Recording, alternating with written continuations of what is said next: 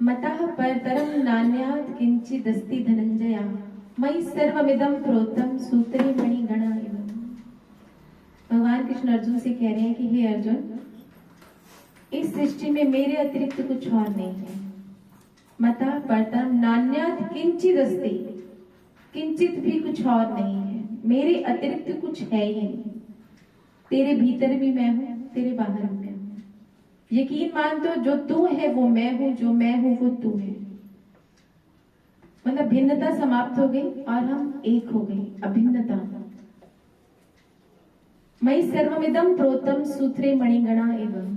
जिस प्रकार सूत के धागे में सूत की ही मणियां पिरोई होती हैं, कभी सूत की माला देखी होगी, उसमें सूत की ही मणियां पिरोई होती हैं। इसी प्रकार सारा विश्व, सारी सृष्टि उस परमात्मा में सूत के धागे में सूत की मणियों की तरह पिरोई हुई है। हम परमात्मा को बाहर ढूंढते हैं, वो हमारे भीतर है। अब कल दीदी ने यही बताया, हम जब कहते हैं ना वो मेरे भीतर है, तब भी द्वैत आ जाता है, दो हो जाते हैं। दो है ही नहीं। अगर वो मेरे भीतर है और वो और मैं में क्या अंतर है, हम दोनों एक ही हैं। वो मैं ही हूं। कहते हुए थोड़ी हिचकिचाहट होती है, पर थोड़ा सा एक खुलकर एहसास करें तो वो मैं ही हूं। अगर मैं स्वयं को अपने भीतर झांक कर देखूं तो वो मैं ही हूं। बीजम माम सर्वभूतानां विधि पार्थ सनातन बुद्धिर्बुद्धि मताम अस्मि तेजस तेजस्वी नाम। बीज रूप में सभी प्राणियों में उस परमात्मा का ही निवास है।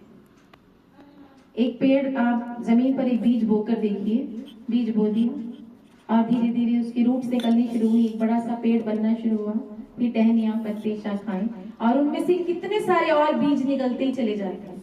उसी पेड़ में से कितने और बीज निकलते हैं और उन बीजों को फिर से बोया जाता है और फिर से कितने और पेड़ बनते चले जाते हैं। यही सृष्टि का नियम है। परमात्मा एक बीज रूप से, परमात्मा ने सृष्टि का निर्माण किया, बीज रूप से वही है। आगे पेड़ बढ़ता चला गया, बीज से बीज, बीज से बीज, फिर आगे पेड़, आगे फिर पौधे, सब बनते चले गए।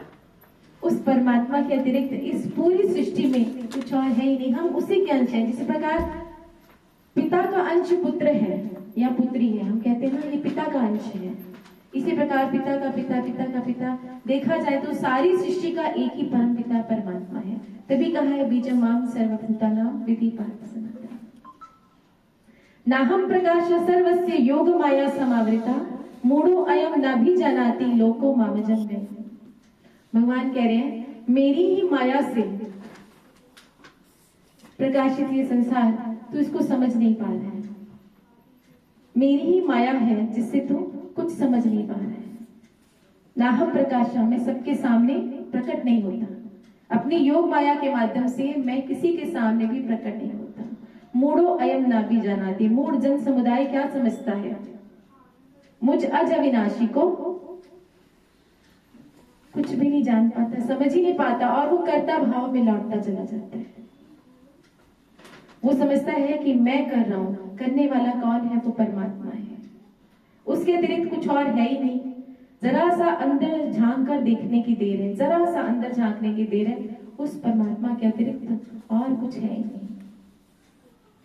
यतंतो योगिनश्च चैनं पश्यन्त आत्मन्यवस्थितं यतंतो अपि कृतात्मनो नैनं पश्यन्त चेतसा। भगवान कह रहे हैं जो साधना में लग जाते हैं, जिस प्रकार आप सभी लगे हुए हैं, जो भी दीदी की संगत है, मुझे पता है इस समय सारी साधना में है, पूर्ण रूप से भगवद गीता घर घर चल रही है।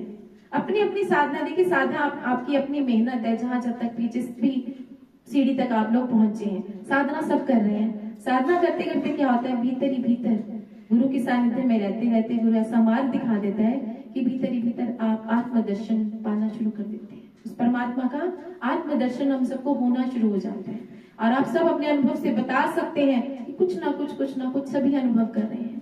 लेकिन यतंतो अपि कृतात्मनो नैनं पश्यन्त चेतसा, जब तक अंतःकरण का शुद्धिकरण नहीं होता तब तक आप पूर्ण परमात्मा का दर्शन नहीं कर पाते।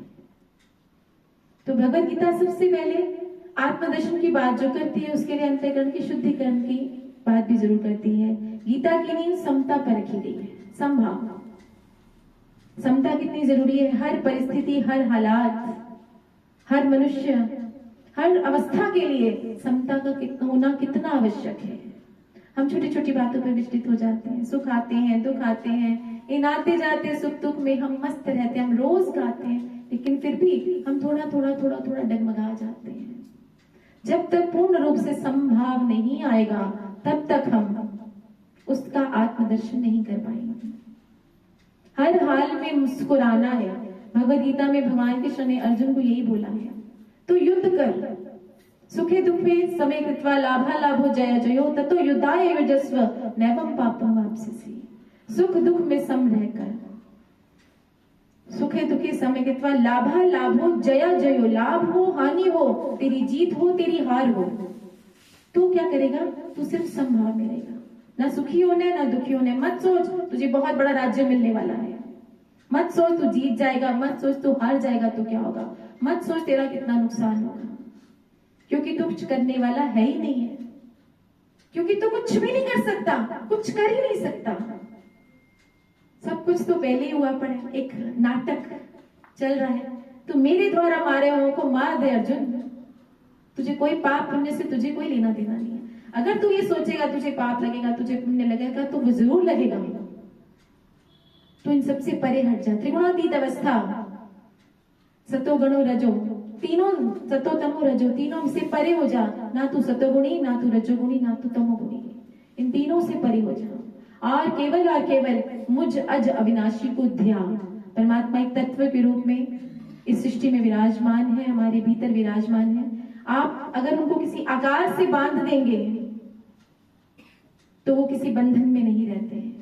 आपकी मर्जी, आपने बांध दिया उसको कृष्ण के नाम रूप में या राम के रूप में या भगवती के रूप में या शिव के रूप में। परमात्मा बंधन में नहीं है। परमात्मा तो एक तत्व है, अज अविनाशी। आप किसी भी रूप में भजिए, जानिए तो आपकी सारी की सारी भक्ति, आपकी सारी पूजा, आपकी सारी सोच जो उस तत्व तक ही जाती है। तो तत्व को पकड़िए। हम तत्व को नहीं पकड़ते, हम सिर्फ भगवान की लीलाओं का वर्णन करते हैं, बहुत आनंद लेते हैं, भागवत पुराण में जाते हैं, बहुत आनंद लेते हैं, लीलाओं का वर्णन बहुत अच्छा लगता है, पर थोड़ी देर के लिए, फिर उसके बाद वापस घर लौटते वही सुखी दुखी होना शुरू हो जाते हैं। लेकिन भगवत गीता एक ऐसा माध्यम है आपको जो सुख दुख से परे कर देता है। बस हंसिए, मुस्कुराइए, जो हो रहा है सिर्फ दृष्टा भाव में बैठकर देखिए, हो रहा है, मैं कुछ नहीं कर रहा, मैं स्टेशन पर बैठी हूँ, ट्रेन चल रही है, सिर्फ मुझे देखना मात्र है, मैं सिर्फ देख रही हूँ, मैं कर कुछ नहीं सकती। बुरी से बुरी परिस्थिति जीवन में आई, क्या कर पाए? रोए, कुछ ना मिला। अच्छी से अच्छी परिस्थिति आई, बहुत हंसे, फिर क्या हुआ? फिर थोड़े दिन बाद फिर बुरी स्थिति आ गई, फिर रोना। ये रोना हंसना बच्चों की तरह सारा जीवन कट गया। लेकिन जब गुरु मिला तो गुरु ने समझाया, रोना और हंसना क्या है? तो रोने के लिए पैदा नहीं हुआ, तेरा जन्म रोने के लिए नहीं हुआ, दुखी सुखी होने के लिए नहीं हुआ, डरने के लिए नहीं हुआ। अभयम सत्व संशुद्ध, अभय दान गुरु देता है, अभय दान आपको जीवन में जीना सिखाता है। फिर डर नहीं रह जाता, फिर केवल आनंद होता है, एक आस्था, एक विश्वास, जिसकी डोर पकड़कर आप बिल्कुल बेझिझक होकर, निडर होकर उस रास्ते पर आगे बढ़ते चले जाते हैं, परमात्मा का रास्ता। अंतकालेच मामे स्मरण मुक्त्वा क्लेवरम या प्रयाति समद्भावम याति नस्तस्य संचया। भगवान कह रहे हैं, अंत समय में जो मुझे याद करता है वो मुझे परम धाम को प्राप्त होता है। लेकिन लोगों ने इसका मतलब गलत निकाल दिया। अंतकाल में आप उसको याद कैसे करेंगे? जब तक आजीवन आप उसकी साधना नहीं करेंगे, एक अभ्यास है, जब तक अभ्यास नहीं होगा, निरंतर अभ्यास नहीं होगा, तब तक अंत समय में उसका नाम याद नहीं आएगा, उसकी तत्व की याद नहीं आएगी। तो नित्य निरंतर सोते जागते उठते बैठते, कल दीदी ने एक शब्द बोला था, अजपा जाप। अगर किसी को समझ में आया, अजपा जाप वो कौन सा जाप होता है? अजपा जाप जो 24 घंटे अंदर ही अंदर चलता रहता है, चलता ही रहता है। हर कर्म करते हुए आपको कोई नाम लेने की जरूरत नहीं है, आप बस ये चेक करिए आप सम है या नहीं, आपका भाव सम है या नहीं, आपकी दृष्टि सम है या नहीं, जो भी कुछ हो रहा है आपके अंतःकरण में कितनी हलचल हो रही है, बस ये है अजपा जाप। आप कितना दूसरों को कोस रहे हैं, कितना दूसरों को देख रहे हैं, कितना दुखी सुखी हो रहे हैं, कितना खुश हो रहे हैं, कितनी इच्छाएं जागृत हो रही हैं, ये सब नोट करना है और उसके बाद आपका अजपा जाप चलेगा। ये शब्द मैं कल लेकर आई थी, अजपा जाप। तो मैंने नोटिस किया कि हम दिन में कितनी बार डगमगाते हैं और कितनी बार हम उठते हैं और कितने घंटे हमारा अजपा जाप चलता है। ये संसार मौज मेला है, जितना मर्जी देख लो बाहर, जितनी मर्जी बातें कर लो, मिलना कुछ नहीं। आज तक वही किया, जिंदगी 50 पार कर दी, कोई 40 को 50 में 60, सब पार करते चले जा रहे हैं। फंसे रहिए मोह माया में, निकलने का कोई रास्ता नहीं है। एक गुरु ही है जो निकाल पकड़ कर दलदल से निकाल कर बाहर फेंक देता है। दलदल है संसार जिसमें फंसे पड़े हैं, यूं पकड़ता यूं उठा के 1 सेकंड लगाता है, उसका ज्ञान कौन सी घड़ी घटना घट जाती है, उठा के बाहर फेंक देता है। फिर उसके बाद कहता है जो मर्जी कर, अब तो अपनी मर्जी की जिंदगी जी, अब तेरे पास 2 रास्ते हैं, या तो जा वापस संसार में और या बाहर है, आनंद पूर्वक जीवन जी, अब तेरे ऊपर है। मैंने मार्ग दिखा दिया, इसके आगे चलना तुझे स्वयं होगा। वही गुरु ने किया, दिखा दिया, बाहर निकाल कर फेंक दिया, अब तेरी मर्जी है। अब आप स्वेच्छा है, आपकी अपनी इच्छा है, आप जाना चाहे तो वापस लौट जाए मोह माया के संसार में, या फिर आप अपनी एक आनंदमयी यात्रा को चलते चले, जिसमें बिल्कुल कोई भय नहीं, कोई डर नहीं। क्यों? क्योंकि जो होना है वो निश्चित है। अनहोनी होती नहीं, होनी हो सोए, तुलसी भरोसे राम के, निर्भय होके सोए। किस बात का डर, किस बात की चिंता, कोई भय नहीं, क्योंकि जो होना है उसको कोई रोक नहीं सकता। भगवान से कभी मांगे तो शक्ति मांगे, सहन शक्ति मांगे। भगवान आपको शक्ति दे सकते, इसके अतिरिक्त आपको कुछ कोई चमत्कार नहीं कर सकते। चमत्कार यही होगा, आप हर परिस्थिति को सहन करने के काबिल बन जाएंगे। भगवान हमें यही शक्ति देते हैं, और हमेशा जब भी मांगे तो यही शक्ति मांगे। यही प्रार्थना है कि परमात्मा सुख दुख में सम रहने की, सदैव प्रसन्न रहने की, निडर निर्भय रहने की, चिंता रहित शोक रहित जीवन को, निर्भय निसंगो निस्पृह। जो शब्द दीदी बोलते हैं, मुझे लगता है दिन रात कानों में गूंजते हैं, दिन रात मनन चिंतन अंदर चलता ही रहता है। मुझे नहीं पता क्या क्या कुछ अंदर सोचते रहते हैं। एक दिन सत्संग सुनकर आते हैं तो शायद सारी रात मुझे लगता है नींद में वो सत्संग ही चलता रहता है, आंख खुलती है तो वही शब्द चल रहे होते हैं। भगवत गीता, आज गीता की जयंती, भगवत गीता की भगवान कृष्ण ने अर्जुन को ज्ञान दिया। हमारे कृष्ण तो यही है जिन्होंने हमें ज्ञान दिया, यहाँ बिठाया। मैं आज अपने परिवार के सामने इतना बोल पा रही हूँ, ये गुरु की शक्ति है, परमात्मा की दी हुई शक्ति है। सबको कहूंगी कि भगवत गीता पढ़ो, जरूर पढ़ो। जब तक इसको नहीं उतारोगे जीवन में, जब तक इसको नहीं पढ़ोगे, जीवन आसान हो ही नहीं सकता। किताब सबको दिए दीदी ने, पर पढ़ो, जितना हो सके अध्ययन चिंतन करो, श्लोक याद करो। बड़ी शक्ति है इन श्लोकों में। इनको जब हम पढ़ते हैं ना, भगवान के मुख से निकली वाणी है, जब हम अपने मुख से निकालते हैं वो शब्द जो भगवान के मुख से निकले हैं, मतलब एक आभास सा होता है अंदर से कि किस प्रकार हमारे मुख से वो शब्द निकल रहे हैं, कि परमात्मा ने इस लायक समझा और हमारे मुख से ये वाले शब्द निकाल रहे हैं। तो इसको पढ़िए ज्यादा से ज्यादा। भगवत गीता में लिखा हुआ है, चैतन्य महाराज थे, अपने भक्तों को सिखाते थे भगवत गीता पढ़नी। सारे शिष्य पढ़ते थे। एक शिष्य था, किताब लेकर बैठ जाता था, आंसू बहाता रहता था।